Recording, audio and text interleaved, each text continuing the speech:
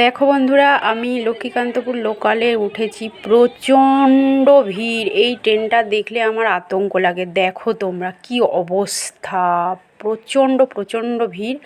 তো আমি যাচ্ছি আমার বাপের বাড়িতে এই ট্রেনেতে উঠে। সেই জন্য আমি অনেক দিন বাদে বাদে যাই। ভীষণ আমার ভয় করে এই ট্রেনটাতে উঠতে। প্রচণ্ড ভিড় হয়। একজন তো পড়েও গেছে শুনছি। তো ওটা বাইরে থেকে সব লোক নামছে উঠছে, প্রচণ্ড পরিমাণে ভিড়। তো নমস্কার, কেমন আছো সবাই? শুক্লা ওয়ার্ল্ড ব্লগের একটি ভিডিওতে সবাইকে স্বাগত জানাই। বাইরের এই সুন্দর দৃশ্যটি দেখো সবাই, এত ভালো লাগছে। হালকা বৃষ্টি হচ্ছিল, মেঘ ছিল।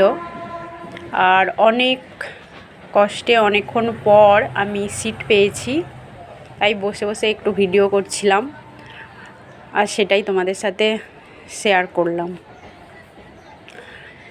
ভীষণ সুন্দর লাগছে চারিদিকে, পুরো সবুজ সবুজ।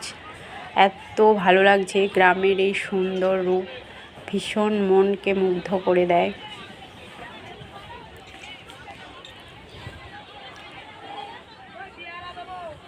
এই ট্রেনটাতে সত্যি প্রচণ্ড ভিড় হয়।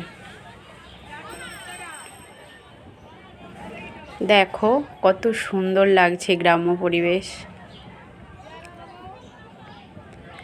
আমার তো ভীষণ ভালো লাগে। চারিদিকে সবুজ, যেন মনে হয় সবুজে সবুজে সবুজের সমাহার, সবুজ বিপ্লব।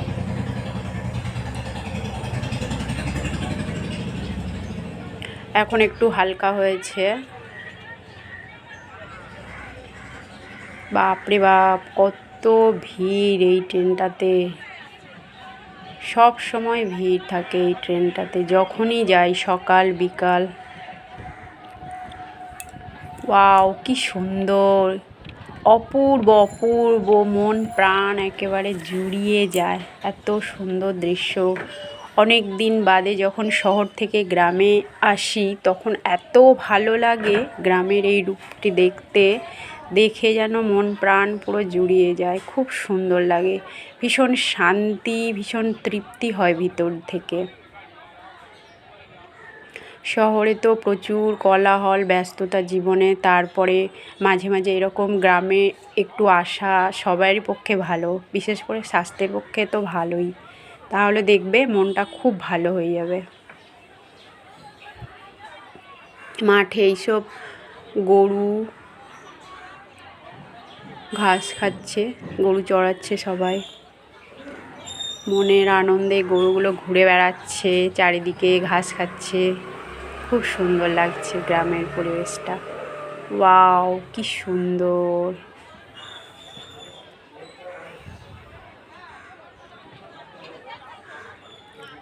এগুলো সূর্যমুখী ফুলের গাছ,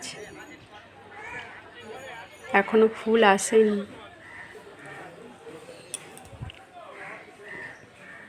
এটা লক্ষ্মীকান্তপুর